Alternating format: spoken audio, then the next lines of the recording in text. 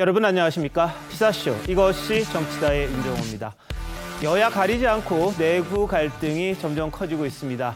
여당에서는 이재명 경기지사가 산하기관인 경기관광공사 사장에 막칼럼니스트 황교익 씨를 내정한 것을 두고 열띤 공방이 벌어지고 있습니다. 한편 토론회 개최 문제로 시작한 이준석 국민의힘 대표와 윤석열 후보 간의 갈등, 이 녹취록 유출 논란으로 이어졌습니다. 감정 싸움이 또 커지는 게 아니냐 이런 해석이 있는데요. 전문가들과 바로 짚어보도록 하겠습니다. 어서 오십시오. 안녕하세요.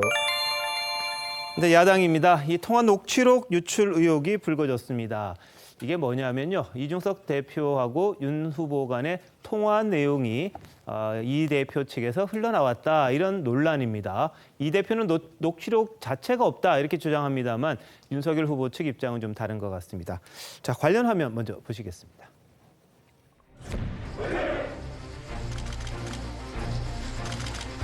당대표 결정이라 할지라도요. 헌법과 법률에 근거하지 않은 거는 탄핵도 되고 그런 거 아닙니까? 그 내용을 저희 의원님들과 그리고 사무처에서 그 상황에 대해서도 옆구리 찌르듯이 해야지만이 사과나 아니면 유감 표명이 있을 수 있다는 것 당황스럽습니다. 모든 면에서. 탄핵이라는 용어는 좀 적절하지 않았던 것 같고 당의 그 화합과 단결에 폐가 될 만한 언동은 절대로 하지 말라고 아주 당부를 했습니다.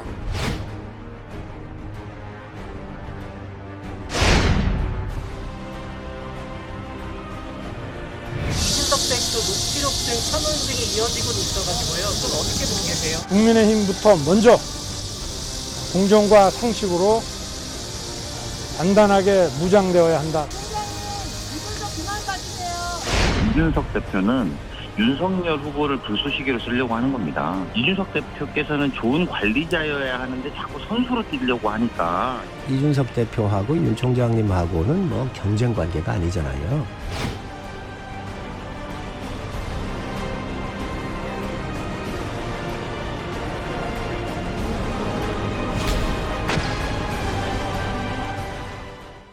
네, 우선 통화 녹취록 내용이 뭔가 궁금하실 겁니다. 두 사람 사이에 주고받은 대화를 주고받는 형식, 그러니까 문답 형식 비슷하게 정리되어 있는 게 바로 녹취록인데요. 김성 기자, 어떤 형식이고 어떤 내용이 들어있습니까? 그러니까 녹취록이 일명 그 소식지 형태로 돌았습니다. 네. 그러니까 정보지 같은 거라고 할 수 있죠. 그런데 이거를 이준석 대표가 흘렸다. 이렇게 소문이 난 겁니다. 네. 그런데 내용은 무엇이었냐면요. 윤석열 전 총장이 이준석에게 대표에게 전화를 했는데 신지호 전 의원이 당대표, 대통령 탄핵 등을 언급하면서 기분이 좀 상한 바 있었을 때 이에 대해서 윤 총장이 이해를 구하는 취지의 발언을 했습니다. 그런데 이게 정보지로 두 사람의 대화가 어떻게 오갔는지 정리된 것이 돌아다닌 겁니다.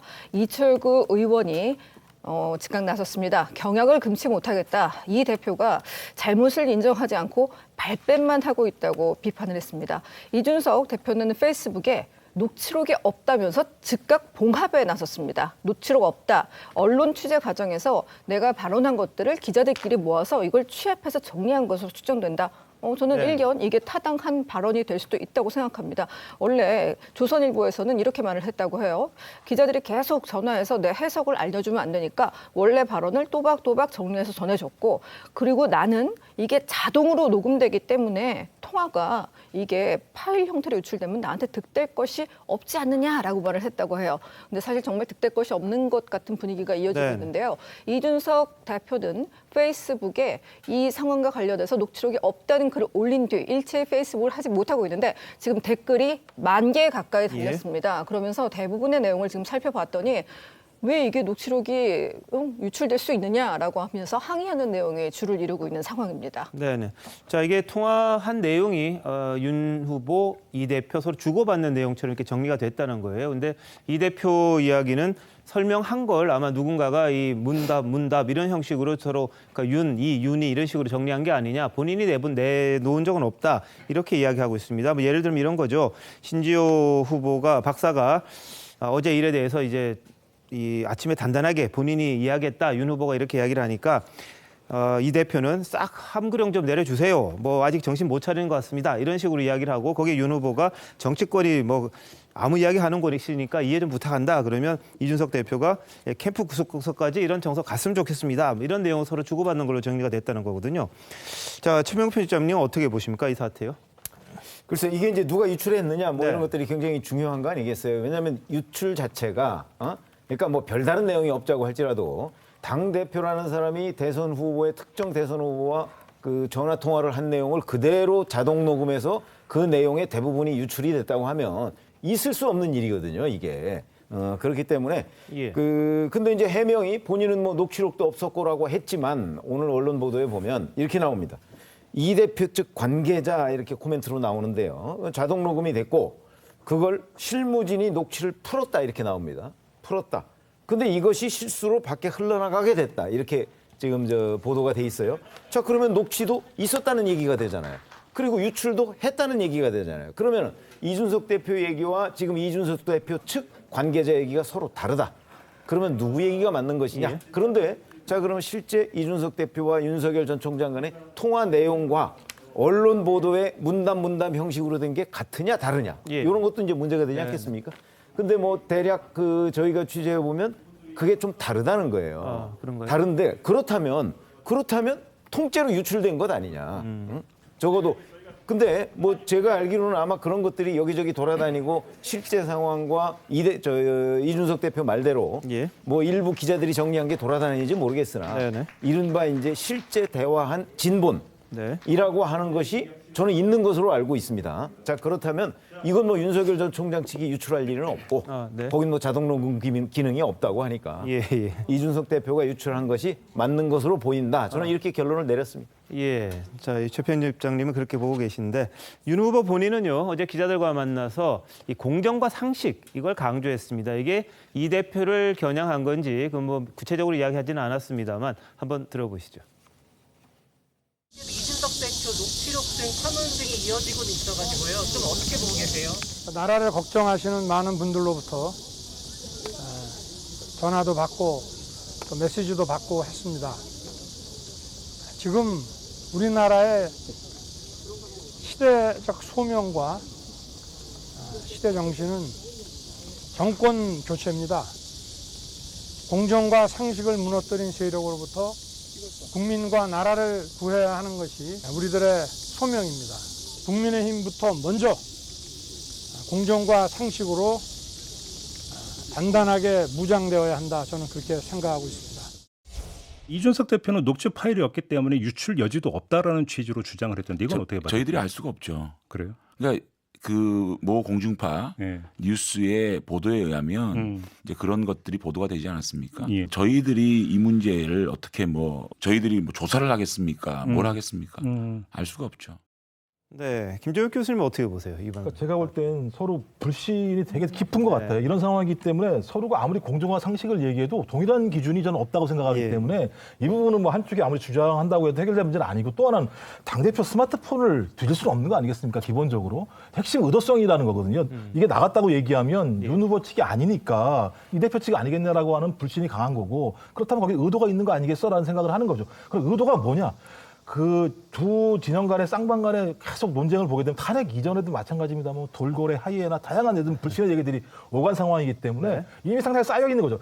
제가 볼 때 핵심적으로 윤 후보 캠프에 계신 분들이 이준석 당대표에 대해서 근본적인 불신을 하고 있다는 생각이 드는 거예요. 그러니까 거기에 분명히 의도가 있다. 이준석 당대표 같은 경우는 특정 후보를 지지하거나 아니면 플랜 A라고 지금 얘기되고 있는 윤 후보가 아닌 플랜 B도 가능하게 하려고 하는 방안들을 갖고 있는 것이 아닌가라고 하는 의구심이 있는 것이고 그런 의구심들이 하나하나 지금 발견되는 거 아니라는 생각들을 하기 때문에 거기에 대한 불신 해소가 안 되는 것 같고요.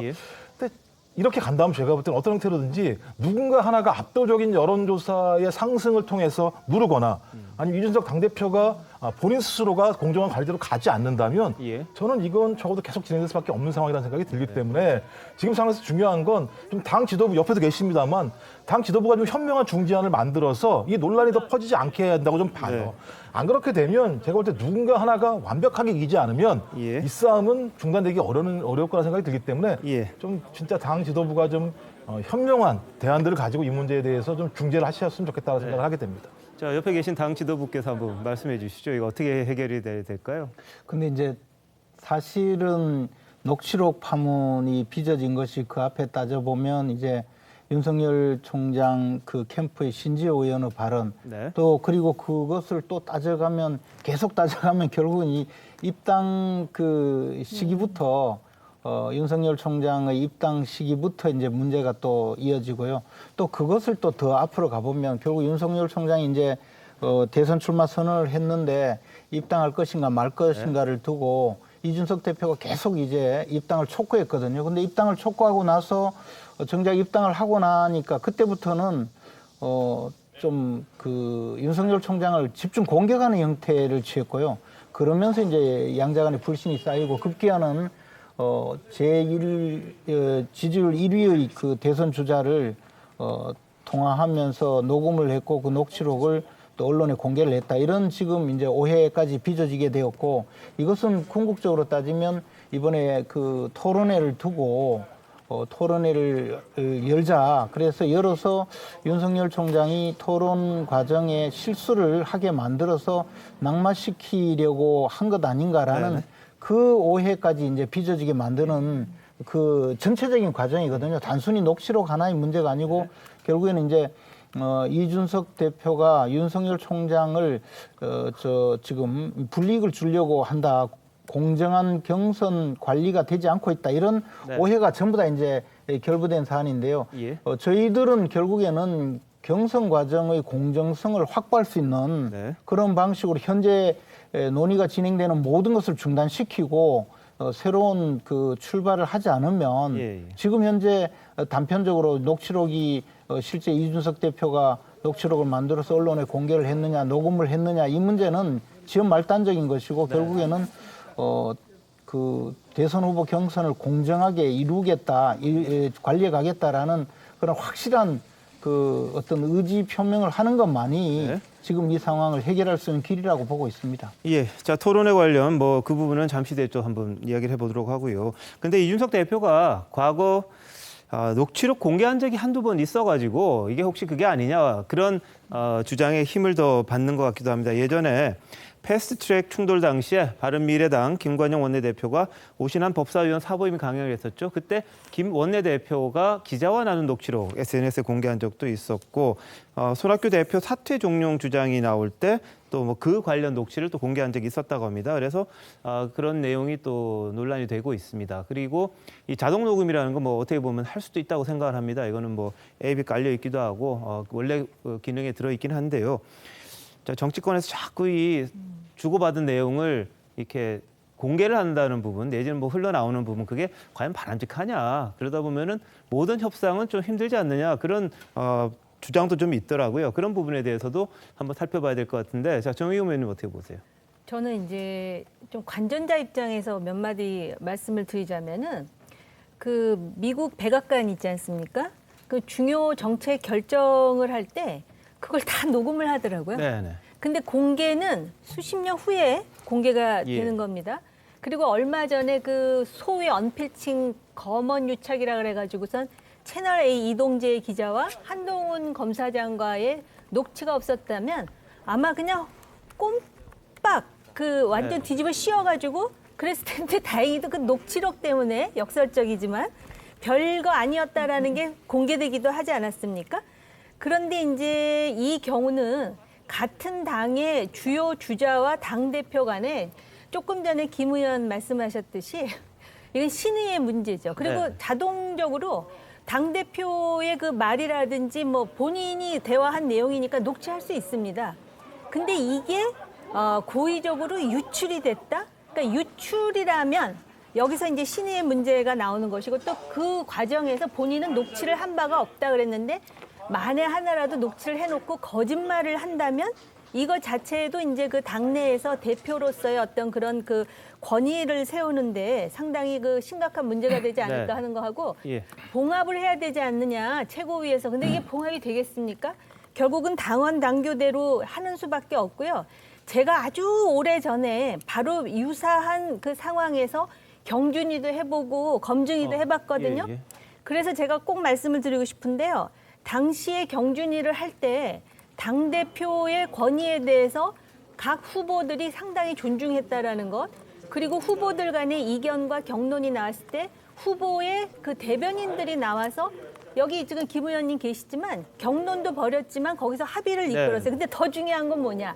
적어도 경준위에서 토론회를 결정해서 토론을 한 적은 없었던 것 같거든요. 알겠습니다. 근데 왜 이렇게 신경전들을 벌이고 이 중요한 에너지를 지금 당내의 분란으로 소진시키는지 이거는 제가 볼 때 이건 제 살 깎아먹는 일이고요. 네네. 빨리 봉합을 하고 그다음에 당원 당규가 어떻게 돼 있는지는 모르겠지만 그 당원 당규대로 예. 다시 진척을 시키는 게 맞다고 봅니다. 네.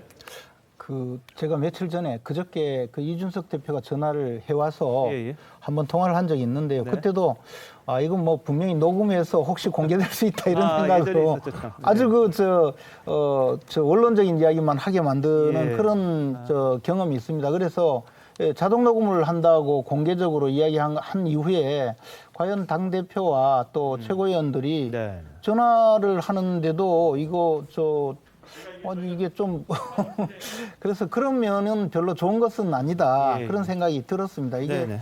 앞으로도 좀 생각해 봐야 될 문제라고 봅니다. 알겠습니다. 이게 어느 순간부터 이게 정치인이 말하는 모든 대화가 녹음이 된다고 생각하고 이야기를 해야겠다 이런 말을 하시는 분들이 있더라고요. 그만큼 이 서로 간에 뭐라 그럴까요? 은밀한 비밀이랄까요? 뭐 부정적인 의미의 비밀 말고 좀 긍정적인 의미의 비밀마저도 묻히지 않는 그런 상황이라는 것도 이 현실인 것 같습니다. 거기에 걸맞게 정치가 이루어져야 될 것 같기도 한데요. 자, 그런데 공교롭게 윤석열 후보도요.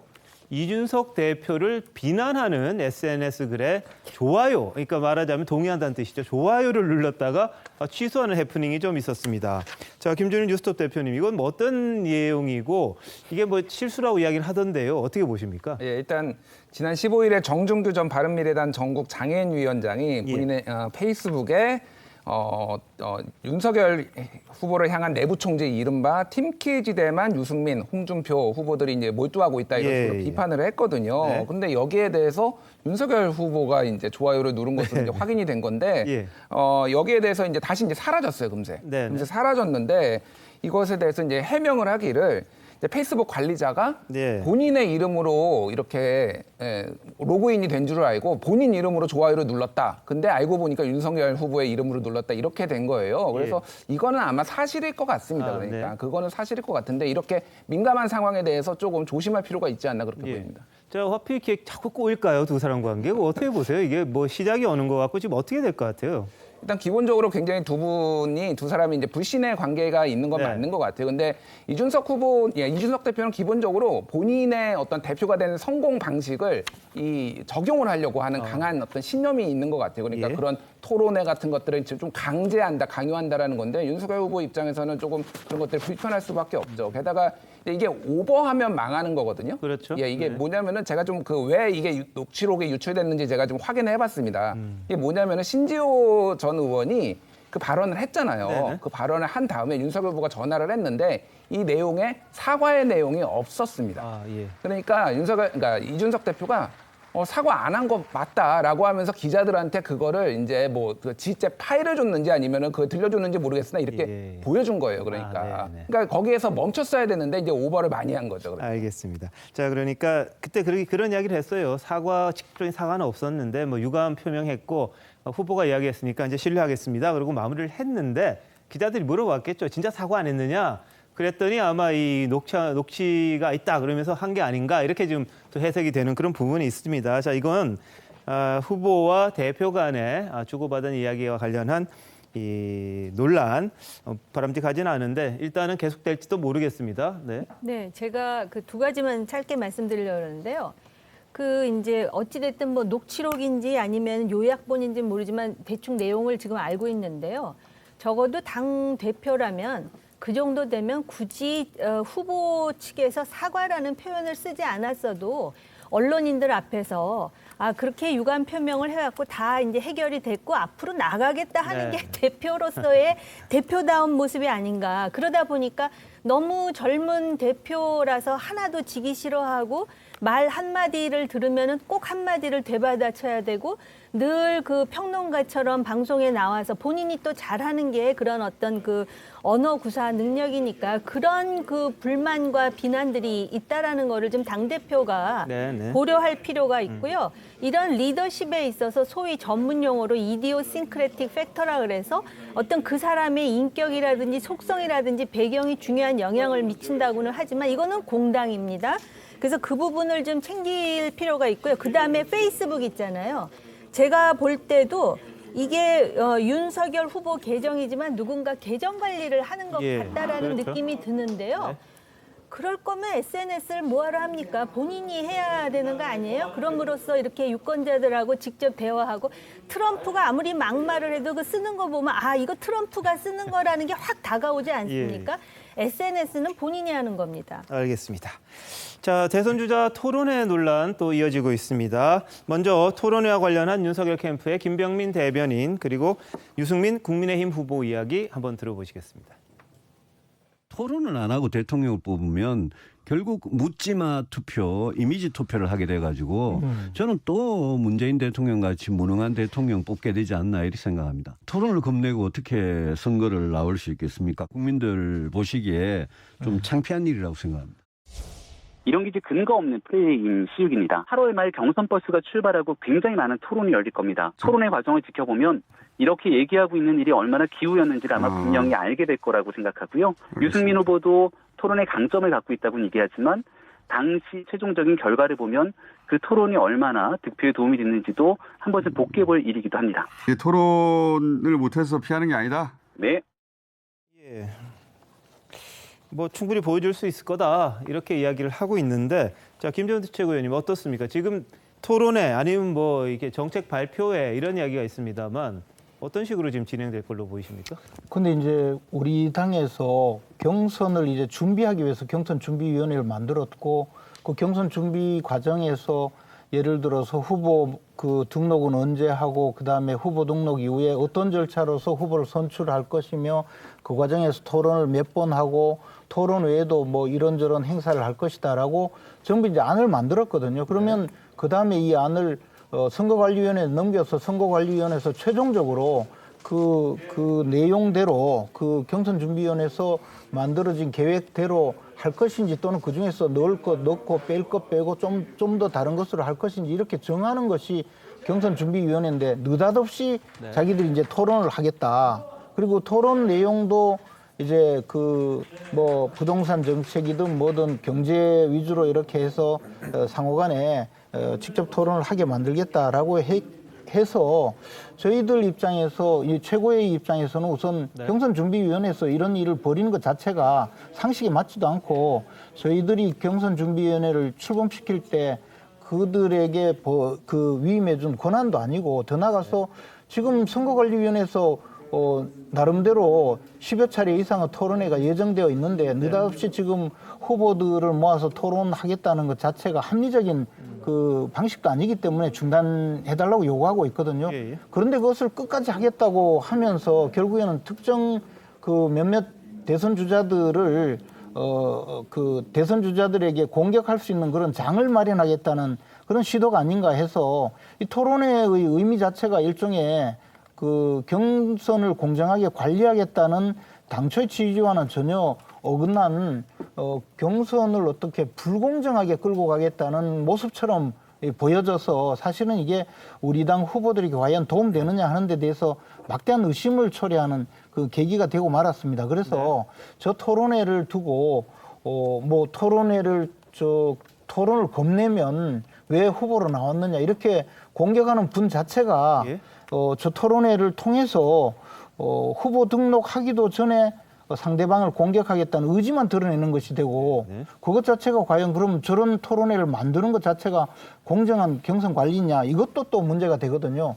앞으로 이제 선거관리위원회에서는 토론회를 10여 차례 그리고 그 이상 또 1대1 토론 뭐 압박 면접해서 많은 토론을 예정하고 있기 때문에 충분히 그에 관해서 토론을 통해서 후보자들의 자질이 드러날 것이기 때문에 지금 이 토론 자체의 공정성을 문제 삼으면서 토론에 대해서 소극적인 후보를 두고 토론도 할 것 아니면서 뭐 때문에 이 선거에 나왔느냐 그렇게 공격하는 것은 전혀 상식이 맞지 않다고 생각합니다. 예, 자 김재원 최고위원님은 지도부의 일원으로서 지금 이 대표와는 좀 다른 생각을 하고 계시기 때문에 이런 이야기를 하시는 걸로 이해가 됩니다. 다만 이 서병수 경선관리위원장 같은 경우에는 자신이 위임받은 게 뭐 못하는 것 빼고는 다 할 수 있다 이렇게 이야기를 했다고 하죠. 그렇기 때문에 이 부분에 대한 해석의 차이는 좀 있다는 거 전제로 말씀을 드리겠고요.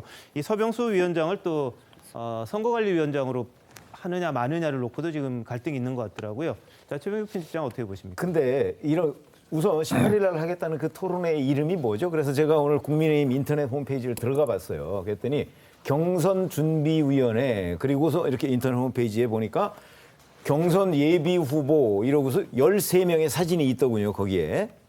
그래서 제가 좀 취재를 해봤더니 현재 그 국민의힘 경선 예비 후보로 등록한 사람이 혹시 몇 명인지 아마 기억에 나십니까? 13명 정도? 아닙니다. 4명밖에 안 됩니다. 후보 등록하신 분이요? 당의 경선 예비 후보로 등록한 사람이 4명밖에 안 됩니다. 출마하실 분은 한 13분 됩니까? 출마하실 분은 13명이 훨씬 넘습니다. 그런가요? 그럼 이게 무슨 소리입니까? 그러니까 안상수, 박진, 원희룡, 장기표 이 4분만 경선 예비 후보로 등록이 돼 있고요. 근데 이게 만약에 경선 예비 후보 토론회라면 이 4사람을 가지고 해야 되는 게 맞는 거죠. 그런데 그 홈페이지에는 가보면 13명이 올라 있어요. 그럼 그 13명은 뭐냐? 그래서 제가 이게 기조국인가 뭐 거기서 관리를 한다는데 물어봤더니 거기는 언론에 거론되는 것까지 합친 겁니다. 이렇게 얘기가 됐습니다. 그래서 언론에 거론되는 국민의힘 예비 후보가 몇 명인가? 제가 찾아봤더니 우리가 알고 있는 13명 외에 5명이 더 있습니다. 그러니까 예를 들어서 박찬주 전 대장, 홍성우 전 의원 뭐 이런 사람들이 있습니다. 5명이 더 있습니다. 자, 그러면 18일 날 토론을 하겠다는 게 당 예비 후보로 등록한 사람을 대상으로 하겠다는 거냐 아니면 도대체 언론에 내가 대선 출마하겠다고 선언한 사람은 18명인데 총 그러면 그런 사람을 상대로 하겠다는 거냐 13명이라는 기준은 도대체 어디서 나온 거냐 저는 이런 부분을 우선 경선준비위원회에서 설명을 해야 되고요. 그다음에 경선준비위원회나 선거관리위원회나 역할이 엄연히 다릅니다. 과거에 뭐 이거 없었던 일도 아닙니다. 그런데 경선준비위원회는 경선 일정만 짜는 데지 거기서 토론회를 그러니까 선거관리위원회 영역까지 침범하는 것은 월권이다. 그건 뭐 누가 봐도 명백한 일입니다. 그런데 그런 일을 지금 벌이면서 자기네들 기준도 없는 거를 지금 하겠다고 하고 있는 거 아닙니까? 자, 김종욱 교수님 객관적으로 어떻게 보세요? 그러니까 저는 제가 볼 때는 좀 국민의 입장에서 봤으면 좋겠어요. 그러니까 저는 이해가 안 되는 게 경선준비위원회도 모두 상관없이 당 지도부가 결정을 해야 되는 거죠. 이 부분에 대해서. 누군가는 결정을 해야 되는 거 아니겠습니까? 어떤 형태로든지 경선준비라는 과정에서 토론회를 하든 행사를 하든 뭘 하든 해야 되는 상황이라고 얘기한다면 거기다 최종적인 결정들을 누가 해야 되는데 지금 얘기하는 건 경선준비위원회가 하는 결정에 대해서는 동의할 수 없다라고 하는 내부의 많은 얘기들이 있는 거 아니겠습니까? 그렇다면 최종적으로 당 지도부가 결정할 수밖에 없는 거죠. 그러면 빨리 당대표와 당 지도부가 모이셔가지고 이 부분에 대해서 자, 권한이 어디까지 있는 거냐라고 하는 결정들을 빨리 하셔야 될 필요가 있다라는 것. 안 그렇게 되면 이 논란이 이런 어떤 제도적인 논란의 문제가 아니라 윤석열 후보 같은 경우가 왜 토론회에 참석하지 않으려고 하지? 또 어느 사람들은 왜 토론회를 하려고 하지 않은 논쟁으로 갈 수밖에 없는 상황인 거고요. 제가 아무리 본다고 하더라도 아니 9월 1일 날부터 시작을 한다고 하면 9월 15일 날 컷오프가 있으니까요. 한 15일 정도 기간이 있거든요. 그럼 당 지도부에서 얘기해서 저도 9월 1일부터 시작해서 몇 번 정도 토론회를 하자. 그 이전에 하는 건 말씀하신 것처럼 초보 등록이 안 된 상황이기 때문에 공정한 동일 기준이 아니기 때문에 안 된다라는 정의할 필요가 있을 것 같은데 저는 그거 결정 안 하게 되면 앞으로 계속 토론 트라우마가 있어서 좀 안 나오려고 하시는 분들이 꽤 계신 거 아니야라고 하는 부분들. 왜냐하면 과정을 다 아시겠습니다만 상당히 실언이나 실수들이 꽤 많이 있었죠. 그리고 이것에 대해서 다른 후보들 같은 경우는 나오면 저런 실수가 있을 수 있으니까 실언을 할 수 있으니까 토론에 안 나오려고 하는 거 아니야라고 공격을 하게 되는 상황이기 때문에 국민들 입장에서는 소위 이런 제도적인 절차적인 방식에 대한 고민하는 것이 아니라 여기에는 뭔가 좀 내용이 있는 거, 내막이 있는 것 같다라는 생각을 할 수밖에 없기 때문에 저는 빨리 이 문제는 당 최고 의사결정 기구인 당 지도부, 당 최고위원회에서 결정을 해서 정리하지 않게 되면 저는 계속 다른 부분으로 일방을 번질 수밖에 없다는 생각이 드는 거고요. 그래서 빨리 그걸 정리했으면 좋겠다는 생각이 듭니다. 자, 뭐 곧 최고위원 회의 열어서 여기에 대한 입장을 정리를 할 거로 지금 알려져 있습니다만 윤석열 후보 본인은요. 정책 토론회든 비전 발표회든 선거 규정과 원칙에 따른 결정이면 당연히 따라야 하지 않겠냐 이렇게 말은 했습니다. 지금 보여드렸던 여론조사 결과 한 2가지 정도가 있는데요. TBS 의뢰로 한 조사를 보면 윤 전 총장이 30%, 30.6%, 이재명 후보가 26.2% 이런 식으로 나옵니다. 그런데 KBS가 또 비슷한 시기에 한 여론조사를 보면 이재명 지사가 25.6%, 윤 후보는 18.1%, 이낙연 후보 11% 이렇게 나옵니다. 이게 조사 방식과 시기 뭐 하루 이틀 차이가 나는데 수치가 너무 틀려서 달라서 이 부분에 대한 해석을 어떻게 해야 될지 거기에 대한 이야기도 좀 요즘 계속되는 것 같습니다. 이런 가운데 안철수 국민의당 대표 오늘 국민의힘과의 합당 결렬을 선언했습니다. 야권 입장에서는 이게 좀 분열이 된 게 아니냐 우려도 있는 것 같은데 직접 한번 들어보시겠습니다. 두 정당의 통합을 위한 노력이 여기에서 멈추게 되었음을 매우 안타까운 마음으로 말씀드립니다. 대선 없이 독자 출마에 대한 생각이 있으신가요? 앞으로 계획에 대해서는 향후 따로 말씀드릴 시간을 갖겠습니다. 대표님께서 그 재보선 때 합당을 하시겠다고 약속하셨는데 제 약속은 정권 교체입니다. 야권의 지지층을 넓힐 수 있는 그런 통합을 제가 주장했습니다. 그런데 지금 당장 현실은 그렇게 하기 힘든 것이고. 예, 김준일 대표님. 예. 안철수 대표 대권 나올까요? 이렇게 되면?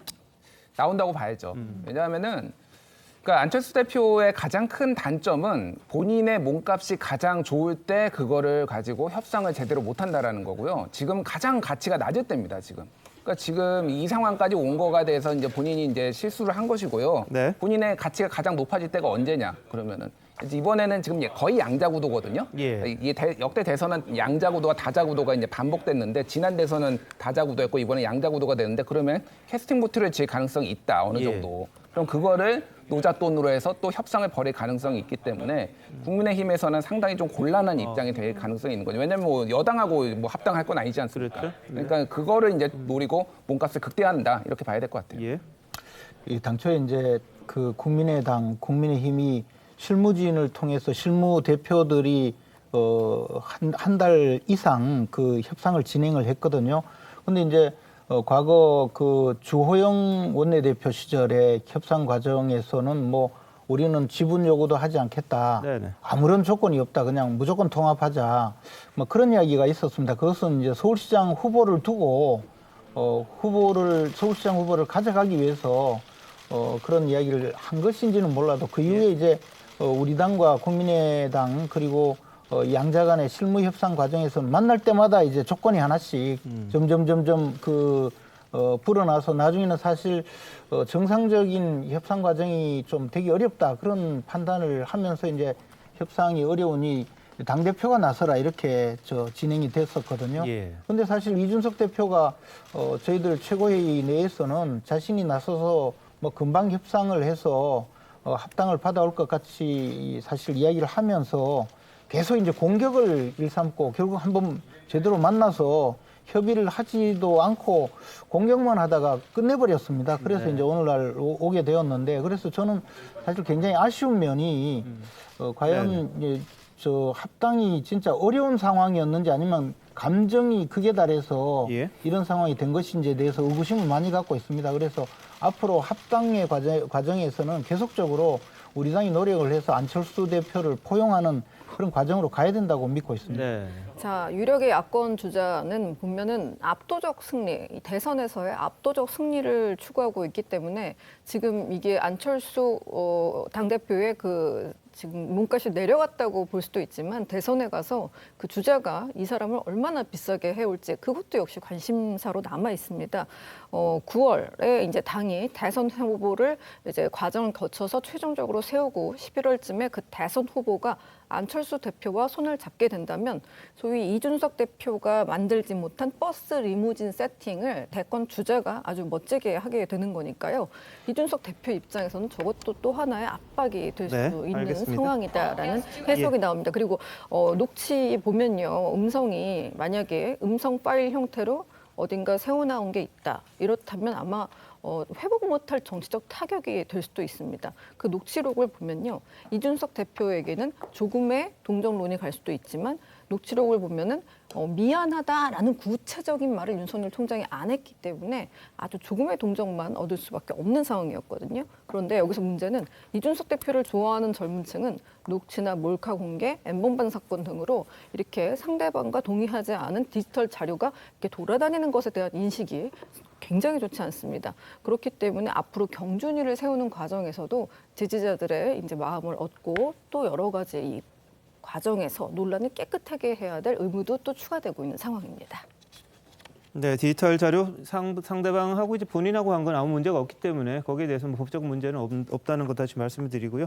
뭐 도덕적으로 약간 문제가 될 수는 있습니다만 본인이 상대방과 한 녹음은 언제든지 공개를 해도 뭐 별 문제가 없더라고요. 이게 법적으로 용납이 돼 있으니까. 자, 근데 정치를 그렇게 하다 보면 이제 나중에 꼭 문제가 생긴다는 거 경험적으로 좀 알 수 있는 그런 부분인 것 같습니다. 자, 민주당으로 가보겠습니다. 이재명 경기지사 이 형수 욕설 논란에 대해 이해한다고 했던 막 칼럼니스트 황교익 씨를 둘러싸고 지금 논란이 계속되는데요. 보훈 인사 아니냐 이런 거거든요. 한번 보시죠. 이재명 인사에 대한 보훈 인사다 이렇게 볼 수 있는 측면이 있는 것이고요. 차장으로서의 자질이 과연 맞는지 업무 자격이 이제 좀 변했습니다. 이미 이런 분들을 이제 염두에 두고 업무 자격을 완화해 준 게 아니냐 하는 기준 완화를 지난해 4월 29일 완료를 하고요. 그 이후에 이 기준을 가지고 열린 채용 기준을 적용하는 것이기 때문에 지금 황교익 씨를 대상으로 해서 인사 규정을 개정했다라는 것은 잘못된 것입니다. 팩트가 완전히 잘못된 것이죠. 네, 김종욱 교수님 어떻습니까? 이게 자격 요건을 완화했다. 근데 이미 2018년부터 돼 있던 거다. 뭐 황교익 씨를 겨냥한 게 아니다. 염두에 둔 게 아니다. 이렇게 또 이야기를 하더라고요. 그러니까 과정상은 맞는 거죠. 왜냐하면 이제 계속 내부에서 무슨 문제가 있었냐면 관료 출신들이 다시 진입하기 좋은 조건의 기준들을 많이 만들어냈었기 때문에 능력이 있다고 하더라도 그런 기준에 합당하지 않으면 아예 그 응모도 할 수 없는 상황이기 때문에 그래서 그것이 최종적으로 완료된 게 작년 4월이라고 얘기하는 거니까 1년 4개월 전에 한 걸 가지고 지금에 있는 황교익 내정자에게 적용하게 했다라고 얘기하는 건 제가 볼 때 좀 문제가 있는 거라는 생각이 드는 거고요. 이제 문제는 핵심은 그런 거죠. 그러니까 이런 절차와 과정을 통해서 진행된 공모 진행 과정, 검증 과정이 공정했는지 안 했는지에 대한 부분들을 갖다 확인하는 게 중요할 것 같고요. 또 하나는 황교익 이분이 되는 거에 대해서 지금 비판하고 있는 나머지 후보들이 이분이 그럴 자격이 없다라고 판단하시는 근거가 뭔지에 대해서도 좀 말씀하실 필요가 있을 것 같아요. 그러니까 적어도 황교익 씨가 친문으로 좀 얘기가 되는 부분이 분명히 있기 때문에 소위 이 친문인 분에 대해서 다른 분들이 능력이 없다라고 판단을 하신다라고 얘기할 수 있을까? 이런 고민도 분명히 있는 거고요. 근데 대신 고민스러운 건 왜 하필이면 이때냐 이런 거죠. 왜 하필이면 이때 그러니까 본인이 이재명 경기지사가 12월 9일 날이 마지막 기한인데 4개월 정도 남았는데 굳이 이 시점에 황교익 씨를 내정을 해서 내부에 분란을 일으킬 이유 하등이 있었겠느냐. 그럼 거기에 어떤 의도가 있는 거 아니냐라는 얘기들을 하는 것 같은데요. 저는 이 문제 같은 경우는 소위 어떤 형태로 얘기하든 상관없이 경기도지사의 임명권 안에 있는 부분이다라는 생각이 드는 거고 전체적으로 문제가 있는 부분이 없다. 오히려 절차 과정에서 중대한 문제가 발생했다라고 얘기한다면 그것은 큰 논란이 되겠습니다만 그것이 안 되는 상황이기 때문에 저는 내부에서 소위 이 황교익 씨를 내정하는 과정 자체가 경선에 활용하겠다라고 하는 상대편 후보의 예를 들면 하나의 의도적인 입장들이기 때문에 저는 이게 이렇게 더 크게 논란이 될 부분인가라는 생각이 들고요. 대신 좀 이재명 경기지사 같은 경우도 마찬가지입니다만 이 바쁜 와중에 꼭 이분을 갖다가 내정을 해서 이렇게 분란을 일으킬 필요가 있었나 이런 생각을 하게 됩니다. 자, 그런데 이제 논란이 된 게 그거죠. 황교익 씨가 내정된 게 이 후보에게 상당히 뭐 긍정적 내지는 도움을 줬던 인물이고 거기에 대한 일종의 보훈이다 이런 주장이거든요. 과거 황교익 씨가 이재명 후보에 대해서 이야기했던 부분 한번 들어보시죠.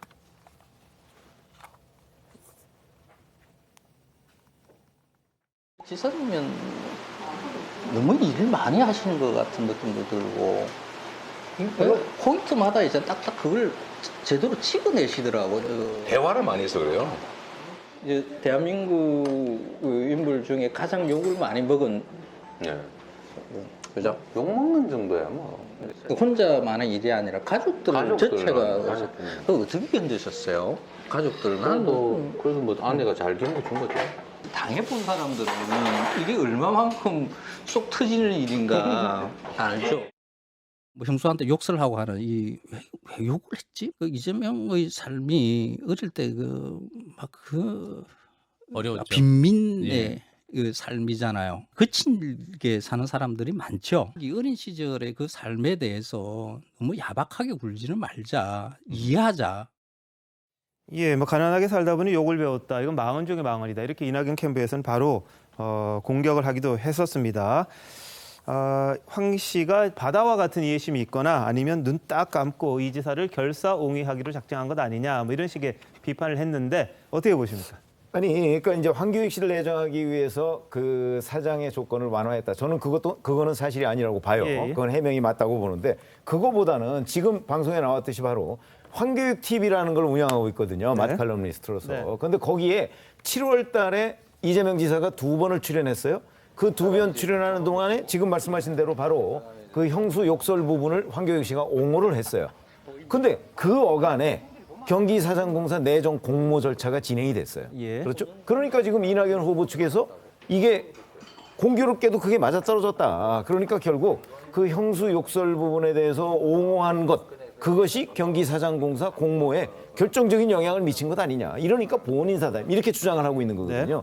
근데 그 부분은 저는 상당히 동의를 할 수 있는 부분이 있어요. 왜냐하면 그게 기간이 겹치기 때문에. 예. 그런 차원이라면 오히려 이재명 지사가 그 본인 형수 욕설 부분을 옹호해줬던, 두둔해줬던 그런 사람을 경기관광공사 사장으로 내정함으로써 형수 욕설 부분을 오히려 드러나게 했다. 저는 그렇게 보거든요. 그래서 이재명 경기도지사로서는 오히려 자충수를 두었다. 저는 그렇게 판단을 하는 입장인데 예. 글쎄요. 그게 뭐 본인사인지 아닌지 뭐 그거는 사실 누가 알겠습니까마는 객관적으로 팩트를 보면 그 황교익 씨가 두둔했던 시절에 경기관광공사 사장 공모 절차가 진행이 됐다. 여기까지는 팩트인 것으로 보입니다. 저는 이제 그 경기도에서 이 황교익 씨가 임명되고 난 다음에 그 설명하는 자료에 보면 뭐 맛칼럼니스트니까 관광의 상당 부분이 맛집 기행이다.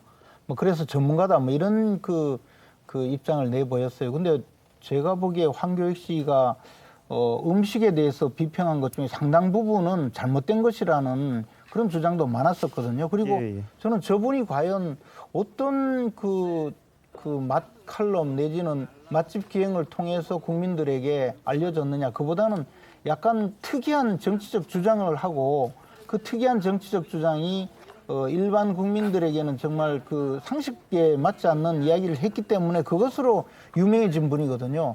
유독 그 정치적인 그 주장 자체가 굉장히 일반 국민들이 좀 받아들이기 어려운 그런 경우에 논란이 되었고 그것이 이재명 경기도지사에게는 또 특히 상당히 도움이 되는 그런 경우가 있어서 지금 등장한 분으로 보이는데요. 그러니까 뭐 이재명 지사가 예를 들어 나를 도와준 사람이니까 이곳에 임명을 했다. 뭐 그 정도도 저는 이해할 수는 있습니다. 다만 이재명 지사가 그러면 지사직을 물러나지 않고 당의 그 선거관리위원장이 지사직에 좀 물러나 달라고 요구했는데 그것을 거부하면서 오늘날까지 있었던 것이 결국은 저렇게 아직도 남은 몇 자리 인사를 챙기기 위해서 그래서 선거에 도움을 받으려는 그런 목적이었나 그것을 생각하면 참으로 부당한 인사구나 이런 생각이 듭니다. 알겠습니다. 이게 지금 마디하게 하셨으니까 그런데 이 천일염 논란 그리고 백종원 씨와의 그 갈등 또 떡볶이 이야기, 특히 떡볶이 이야기가 논란이 많이 됐습니다. 옛날에는 떡볶이 맛없다 그러고는 한 달 전쯤에 자신의 유튜브 채널에 이재명 지사와 함께 마산의 떡볶이 맛집을 찾으면서 이게 좀 서로 겉하고 속이 다른 거 아니냐 이런 식의 또 지적도 좀 있었거든요. 그런 논란이 좀 있었습니다.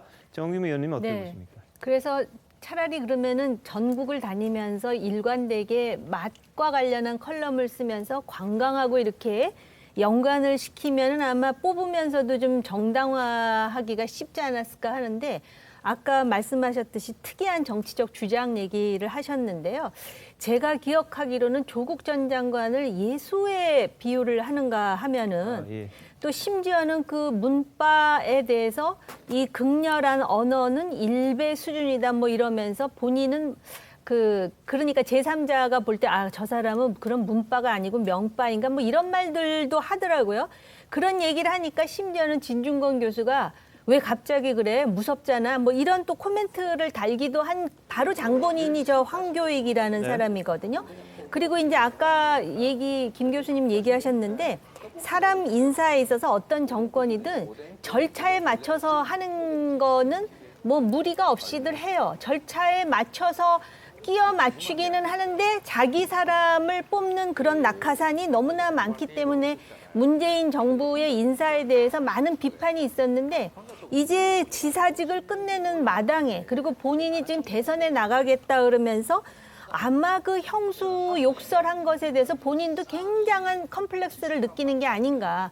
그러니까 그 형수 욕에 대해서 거칠게 산 사람으로서 이해해줘야 된다는 그 말이 마치 더 한 줄기 빛 같다라는 인상을 받았나? 그러다 보니까 이렇게 무리수를 남겨서 저도 최 위원님 말씀하셨듯이 저게 굉장히 본인한테 자충수가 될 것이다 이런 생각이 듭니다. 지금 재난지원금에 이어서 이거는 지금 인사 문제인데 저걸 보면 대통령이 되면은 어떤 인사를 할 것인가를 스스로 보여줬어요. 그 가까운 사람 인사하는 거는 최순실인 거다 뭐 이렇게 말을 해놓고 자기 스스로가 아직 지금 경선이 끝나지도 않았는데 저런 모습을 보임으로써 민주당 내부에서도 비난을 하지 않습니까? 근데 사실 누가 대통령이 되든 누가 대통령 주자가 되든 반드시 저거 짚고 넘어가야 될 게 바로 저런 식의 인사거든요. 자기 옆에 있는 사람이라 그래가지고서 맛 컬럼니스트가 관광공사 사장이 되니 그러면 김어준은 KBS 사장 시킬 거냐라는 그런 이야기가 나올 정도 아닙니까?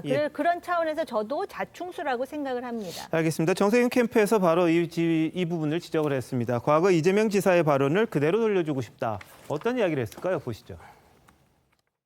일부에서 그런 말씀하시던데 이재명 주변에 사람도 많지 않은 것 같은데 인적 자원을 가지고 있는 쪽이 훨씬 국정 운영을 잘할 것이다. 저는 그 환상이라고 봅니다. 자기 가까운 사람 옆에다가 다 이렇게 포진해가지고 그 사람들 다 한 자리씩 주고 이러면 그 잘못하면 순실이 되지 않습니까? 자, 저런 말을 했었는데 또 가깝다고 지금 자리 준 게 아니냐 그렇게 이야기를 합니다. 근데 이재명 캠프에서는 이렇게 해명을 했죠. 관광 여행 가는 것의 절반 이상은 먹는 거다. 한번 보실까요? 관광 여행 가는 것 중에 반 이상은 먹는 거라 보거든요.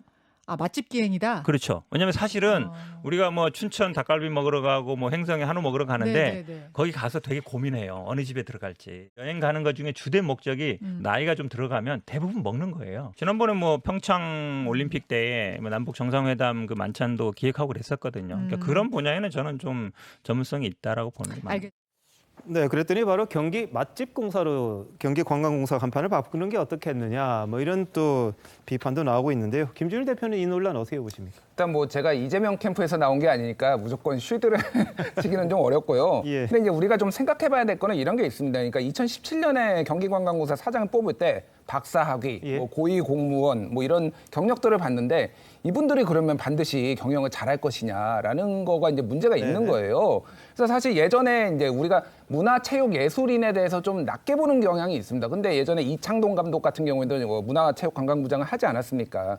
그러니까 황교익 씨가 제가 얼마나 자격이 있는지는 모르겠으나 분명히 그런 부분을 이제 인사권자인 이재명 지사가 어느 정도 봤을 것이고 3명이 경합을 해서 결국 뽑힌 거거든요. 그런 부분은 어느 정도 존중을 해줘야 되고 그거는 오세훈 시장이 예를 들면 SH공사의 김연아 전 의원을 처음에 발탁을 한 거하고 비슷한 맥락이에요.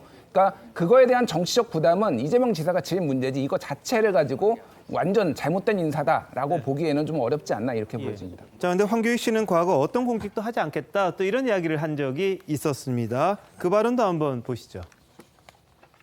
정치 관련되는 일로 돈벌이하지 않습니다. 그러니까 그런 정치도 하지 않을 거고요. 어떤 공직에도 있잖아요. 하지 않겠다라는 것을 선언한 것은 참 오래됐고요. 저는 음식과 관련되는 일로 밥벌이를 하는 마칼럼니스트라는 직업을 그대로 유지를 하고요. 민주공화정의 시민은 당연히 정치 이야기를 어떤 말이든지 할 수 있는 자유가 있습니다.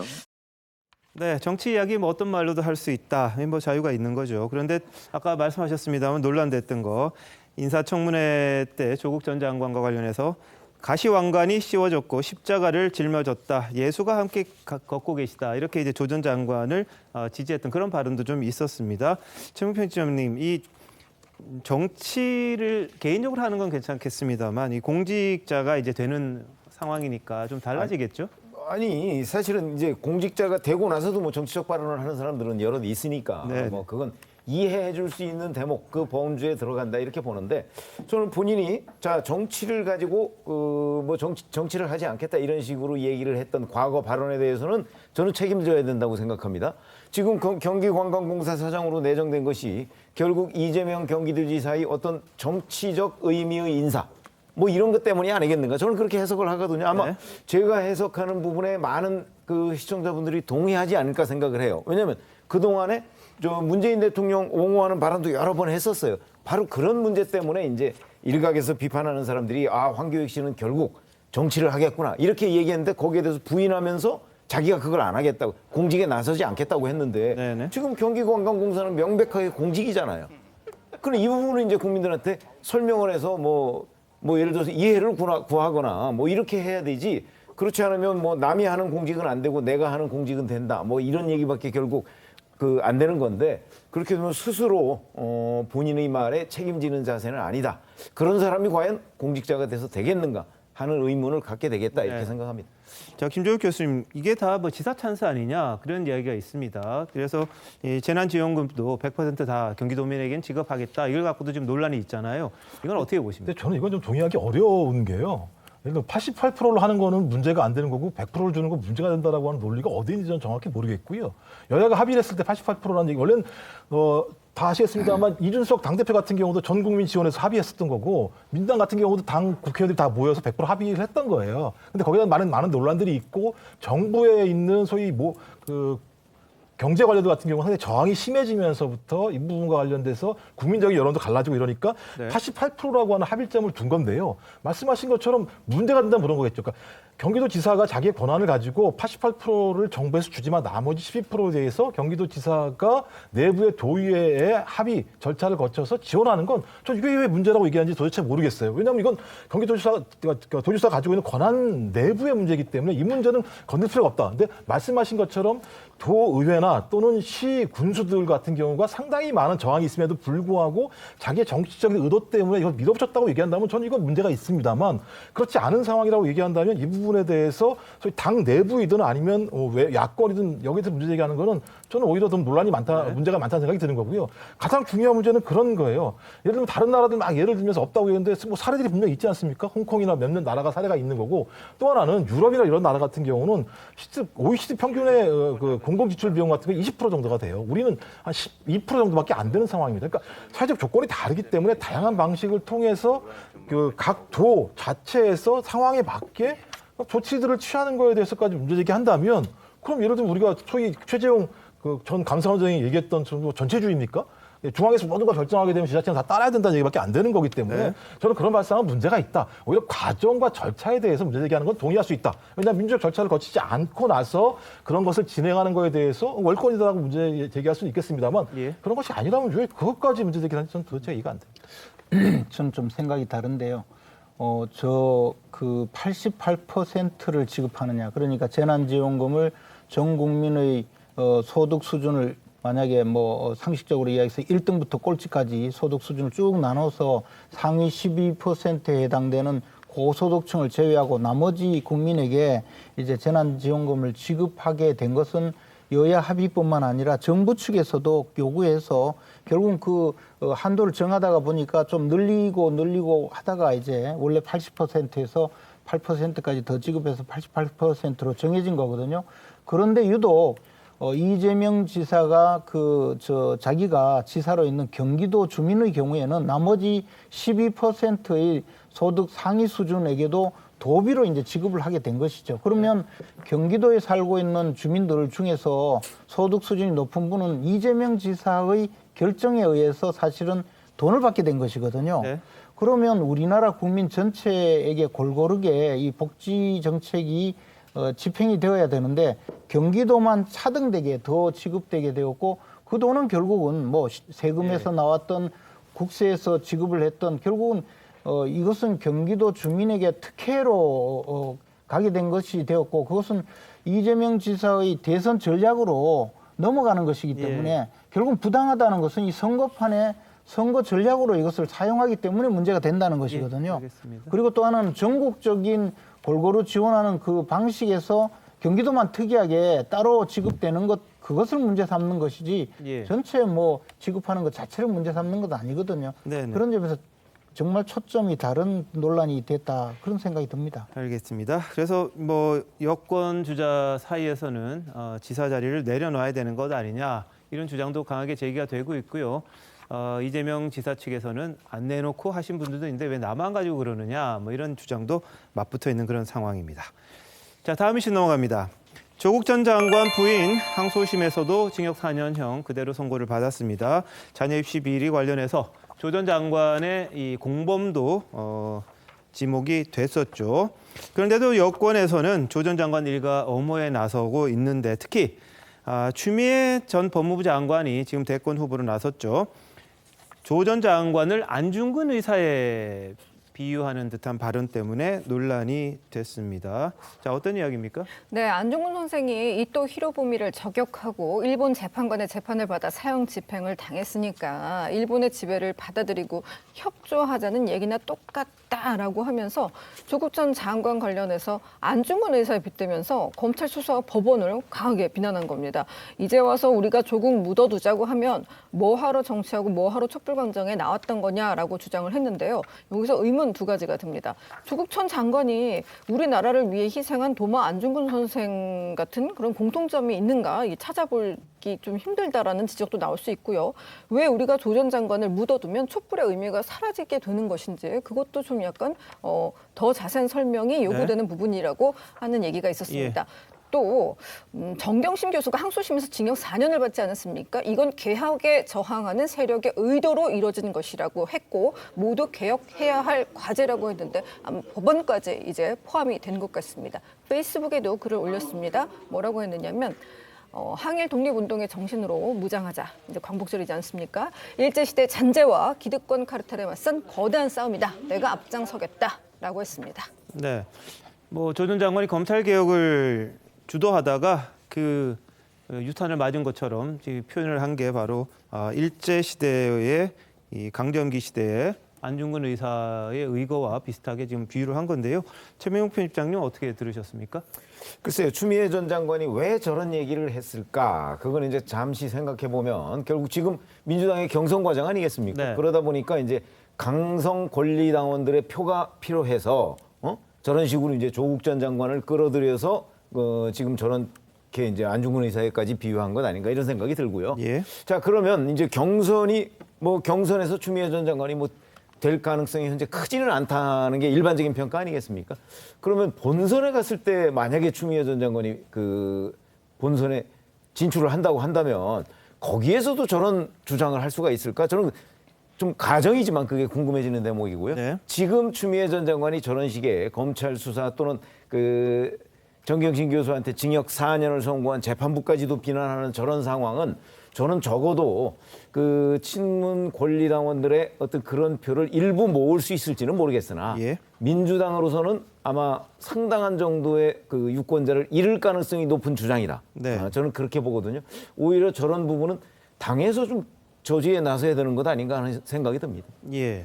자, 정옥임 의원님. 저는 사실은 지금 그 추미애 후보가 조국 전 장관에 대해서 안중근 의사의 비유를 하고 또 참 그 무슨 얘기긴 하지만은 심지어는 그 민주당 내에 추미애 전 장관의 아들을 그 안중근 의사에 비유한 그런 사람도 있었습니다.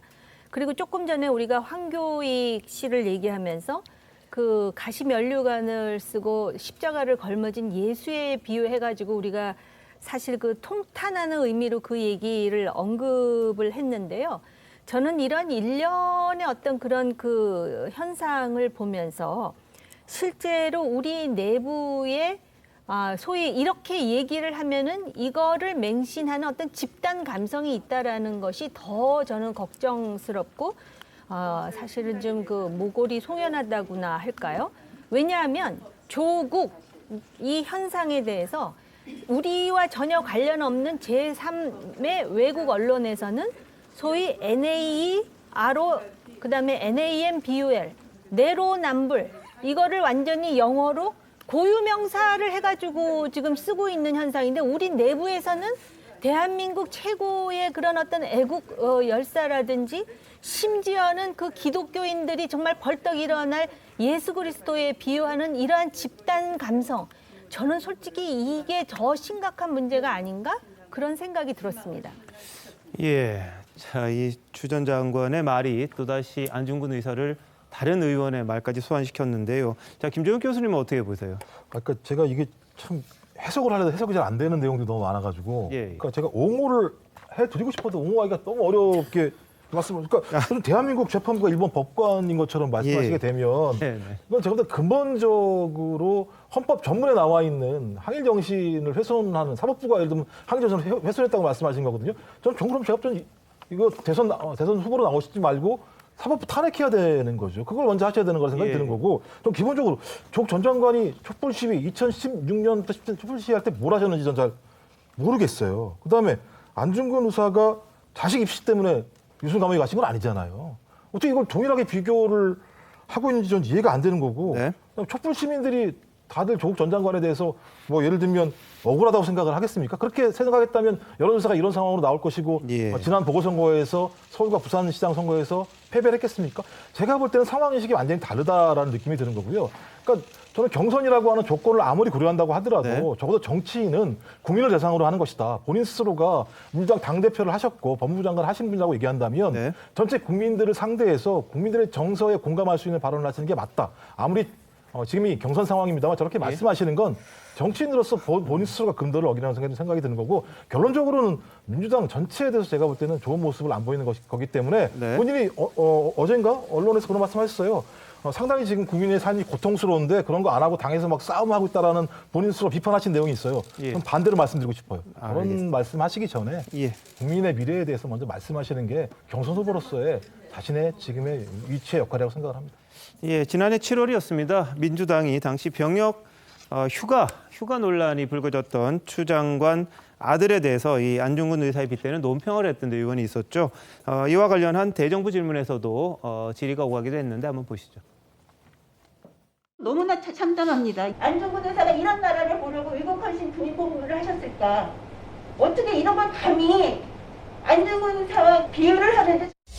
민주당에서 장관님 아드님을 안중근 의사에 비유해서 논평을 냈습니다. 여기에 장관님 동의하십니까? 제 아들을 안중근이라고 비유를 한 것이 아니라 안중근 의사께서 위국 헌신 군인 본분이야라는 글을 남기셨는데 그 말씀처럼 나라에 헌신하는 것은 군인의 본분이다라는 취지로 아픈데도 불구하고 끝까지 군무에 충실했다 함을, 그 말씀에 따랐다 함을 강조해 주지 않았나 싶은데. 네, 자, 박성준 당시 더불어민주당 원내대변인이 이렇게 이야기했습니다. 추 장관 아들을 두고요. 나라를 위해 몸을 바치는 것이 군인의 본분, 위국 헌신 군인 본분.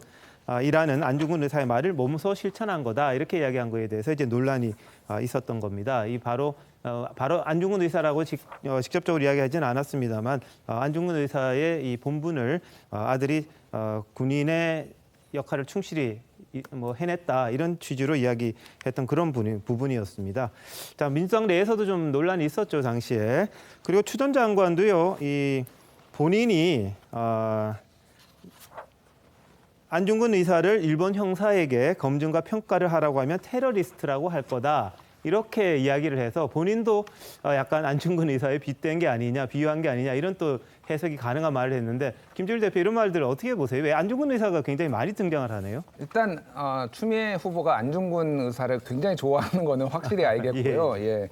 사실 이게 크게 의미를 둘 만한 내용인가에 대해서는 저는 좀 회의적입니다. 그러니까 사실 그 국민의힘 지지자들이 제일 좋아하는 그 민주당 쪽 정치인이 추미애라고, 추미애 힘내라 항상 그렇게 응원하고 있거든요. 이런 식의 좀 터무니없는 비유들, 이런 것들이 국민적 공분을 일으키고, 그러면서 상당히 국민의힘에게 유리하게 만들어준다 이런 취지거든요. 반대로 진보 진영에서는 보통 윤석열 후보를 저격하는 홍준표 후보를 보통 응원을 합니다. 예. 이런 상성관계가 있는데 이거는 뭐 이분이 지금 아까 전에 뭐 말씀하셨지만 최병무 의원께서 말씀하셨지만은 지금 본인의 이제 경선 과정에서 좀 강성 친문 지지층을 지금 결집하려는 건데 별로 도움이 안 될 겁니다. 결과적으로는. 네. 옆에서 자꾸 이런 말씀하시니까 조금 불안해지는데요. 사실 우리 당 입장에서는 과거에 조국 전 장관의 위선 또 조국 전 장관과 관련된 여러 가지 문제가 터져 나올 때마다 민주당 지지율은 좀 떨어지고 우리 당 지지율은 높아지고 그러다가 또 민주당 의원들이 조국 장관을 계속 두둔하고 나서면 좀 더 국민들 그 불만이 쏟아지고 더 나아가서 민주당의 어떤 정권의 실체가 드러나는 그런 경우가 많았었는데요. 요즘은 사실 그런 면이 좀 줄어들어서 조금 그 소강 상태에 빠졌는데 저렇게 또 추미애 전 장관께서 나오셔서 계속 조국 전 장관을 두둔하고 이러면 아무래도 대선 국면에서 조국 전 장관의 내로남불 위선 또 그 어떤 공정의 가치 이런 것이 실질적으로 국민들의 뇌리에 다시 기억이 나지 않을까 생각을 합니다. 그렇기 때문에 저희들은 사실 추미애 장관께서 저렇게 계속 좀 이야기해 주시는 것이 훨씬 도움이 되지 않을까 그렇게 생각하는 건 솔직히 사실입니다. 예. 그리고 말도 안 되는 이야기지만 계속 반복하면 그것이 사실인 양 이렇게 받아들여지는 것이 정치권의 현실이긴 하지만 네. 이미 조국 전 장관의 그 어떤 그 문제점 또는 그 자녀의 입시 과정에서의 여러 가지 표창장 위조라든가 이런 불법 행위는 법원에서 그것도 다름 아닌 김명수 대법원장 치하에 있는 법원에서 확실한 유죄 판결이 나고 있는데 그래도 아직까지 이렇게 계속 두둔하고 있는 것은 좀 상식적으로 이해하기 어려운 그런 상황이라고 봅니다. 예, 그럼에도 불구하고요. 조 전 장관에 대한 여권 내부의 지원 목소리는 계속해서 나오고 있습니다. 방송인 김어준 씨도 대선에서 승리하면 반드시 조국의 시간이 온다. 이런 언급을 했습니다. 한번 보시죠. 우리 구독 얼마지 지금? 100만까지 16만 남았어요. 이번 대선은 100만으로 치릅시다. 이게 우주의 원리인데 내 눈에 당장은 안 보이더라도 시간이 걸리더라도 작용은 반드시 반작용이 있어요. 조국도 마찬가지예요. 반드시 조국의 시간은 오게 돼 있어.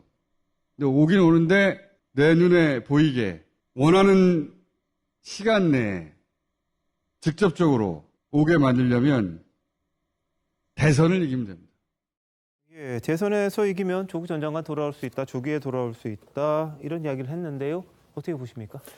글쎄, 조금 전에 저희가 추미애 전 법무부 장관이 왜 안중근 의사에 자꾸 비유를 하고 뭐 이래서 이제 그런 의도가 무엇일까 뭐 그걸 이제 조금 전에 말씀을 드렸는데 저는 그러면 김어준 씨 같은 경우는 왜 자꾸 이런 식으로 조국의 시간이 곧 올 것이다 내지는 사실은 우리가 일반적으로 얘기하면 조국 전 장관을 대선에 소환하면 아마 민주당이 불리할 것이다 이렇게 생각하시는 분들이 훨씬 많잖아요. 언론의 분위기도 전반적으로 그렇고. 근데 김어준 씨는 반대예요. 오히려 정권 재창출을 해서 그리고 이제 조국의 시간을 불러올 수 있다. 그래야 불러올 수 있다. 이렇게 얘기를 하는 건데 조금 전에 본인이 얘기했듯이 앞으로 100만까지 몇만 명 남았느냐. 저게 유튜브에서 한 얘기잖아요. 네네.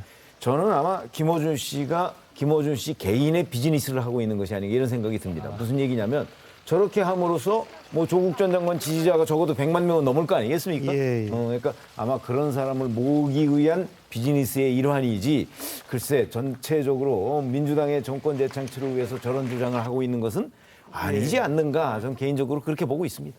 그 민주당 인사라든지 또는 민주당과 관련이 있는 사람들이 이렇게 아직까지도 조국 전 장관에 대해서 옹이하는 이유가 뭔가를 생각해 보다가 갑자기 대통령의 발언이 소환이 됐습니다. 마음의 빚이 있다고 하는데 이 마음의 빚이라는 거 혹시 국민들이 모르는 또 다른 뭔가가 있는 게 아닌가라는 합리적 그런 추정을 하게 하면서 지금 김어준 씨가 이런 얘기 하지 않습니까? 대선에서 승리하면 조국의 시간이 올 것이다. 이거는 오히려 야권에서 오히려 돌려치기 해서 이 김어준의 이 발언을 계속해서 얘기하면서 여러분 요번에 이 대선에서 정권 재창출이 되면 다시 조국이 온다고 합니다를 오히려 야권에서 오히려 김어준의 말을 인용을 해가지고 재강조해야 되지 않을까. 그러니까 아직까지도 조국 전 장관이 무엇 때문에 지금 그 우선 부인이죠. 부인이 그 재판부에서 고등법원에 이르기까지 이렇게 유죄를 받았는지에 대해서 인정하지 않는, 그러면서 자기네들 이름으로 그 민주주의라는 걸 강조할 자격이 있는지 반문하지 않을 수가 없거든요. 네. 그래서 이 김어준의 발언을 역이용해서 이 정권이 계속되면 조국이 돌아옵니다를 야권에서 오히려 지금 주장하고 나서야 되는 거 아닌가 이런 생각이 들어요. 알겠습니다. 또 유시민 노무현재단 이사장도요. 오랜만에 이 유튜브 방송을 재개를 했습니다. 알릴레오 방송인데 알릴레오 북스라는 이름으로 이제 나왔는데 첫 게스트가 조 전 장관의 이 이른바 책을 만든 조국의 시간을 펴낸 한길사 대표를 출연시켰습니다. 유 이사장은 이렇게 이야기했습니다. 조 전 장관이 이 책을 쓰기 참 잘했다고 생각했다. 이렇게 이야기를 했는데 왜 그렇게 생각했는지 한번 들어보시겠습니다. 일종의 이제 우리 국민들의 참여로 같은 어떤 역할을 하는 것 같아요. 그래, 나도 이거 잘못 봤네. 응? 그러면서 이거 우리 사회가 이래서는 안 되겠다. 조국 교수가 저한테 책이 나오자마자 바로 한 권을 보내주셨어요. 그 책을 받아보면서 이 책이라도 썼으니 살지. 그렇게 음습한 통로를 통해서 검찰에서 나간 정보를 토대로 쏟아낸 그런 저주의 언어들과 함께 본인의 육성도 한번 들어보는 게 사실을 사실대로 파악하는데 도움이 될 수 있다. 저는 책을 쓰기를 잘했다고 생각했어요. 이렇게라도 하지 않으면 어떻게 사나. 예, 뭐 언론 보도를 음습한 통로를 통해서 검찰에서 나간 정보를 토대로 쏟아낸 저주의 언어 이렇게 지금 표현을 한 것 같은데, 자 김정욱 교수님 어떻게 보셨습니까? 유시민 이사장 안 하신다고 하더니 또 하시는 것 같은데. 이제 문화비평이라고 이야기를 하더라고요. 근데 뭐 이 내용 자체는 정치적인 내용이니까요. 예. 뭐 여기가 문화비평하려고 조국 전 장관 내용 가지고 얘기하는 건 아닐 테니까요. 네. 그럼 기본적으로 다른 서양에 사신다는 느낌은 많이 들어요. 그러니까 참여해보기로 하는데 아니 왜 저희가 조국 전 장관 재판 과정에 대해서 그걸 다시 복귀하면서까지 잘못된 부분이 내 스스로가 잘못 이해한 게 있는지 없는지까지 왜 저희가 참여를 해야 되는지 저는 도대체가 이해가 안 되는 상황인 거고요. 제가 볼 때 지금 국민은 코로나19 때문에 매우 힘들어하고 있습니다.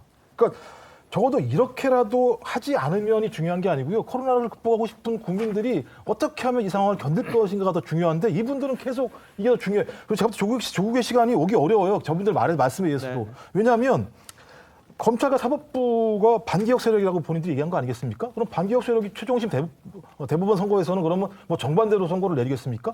그럼 제가 볼 때 유죄 판결이 되는 거예요. 유죄 판결이 되는 부분을 복권시킬 방법은 하나밖에 없습니다. 네. 대통령이 사면인데요. 이 부분을 대통령이 사면시켜 살 수 있겠습니까? 예. 제가 볼 때는 제발 좀 딴 나라, 딴 세상에 계시지 말고 예. 지금 고통받고 있는 국민들 입장에서 세상들을 바라봐 주셔서 좋겠다 이런 말씀 드리고 싶습니다. 알겠습니다. 자, 어제 광복절이었습니다. 경축식 기념사에서 이 김원훈 광복회장이 한 말이 지금 논란이 되고 있습니다. 이승만 정권 등 과거 몇몇 정권을 친일 정권이라고 규정을 했는데요. 한번 들어보시죠. 4.19 혁명으로 이승만 친일 정권을 무너뜨렸고 국민 저항의 정점에서 박정희 반민족 군사 정권은 자체 붕괴되었습니다. 박근혜 정권은 촛불혁명으로 탄핵되었습니다. 민족 정통성의 궤도를 이탈해온 대한민국은 깨어난 국민들의 힘으로 이제 제 궤도에 진입하기 시작했습니다. 친일파 없는 대한민국, 친일파 없는 대한민국, 이런 대한민국을 만들고 싶습니다. 네, 김 회장의 기념사. 근데 본인에 대한 문제가 좀 많이 불거지는 것 같습니다. 김희성 기자 어떤 게 있습니까? 네, 지난해 축사도 논란이 되었었는데 이번에는 왜 필터링하지 못했다는 논란이 이제 기본적으로 있는 가운데 이제 과거 이력도 다시 소환되고 있습니다. 이 친일로 규정했던 박정희, 정두환 정권 때 각각 공화당과 민정당 당직자로 일했는데요. 생계형 때문이었다고 이렇게 설명하였으나 서울대 정치학과 졸업하여 공화당 공채 출신인데요. 1972년 1월 14일 경향신문을 보니까요. 그때 공채에 893명이 지원해서 엄청 어려웠다고 하더라고요. 90대 1의 경쟁률을 뚫고 들어가셨다고 하는데 11회 총선 출마도 시도했는데 실패했고요.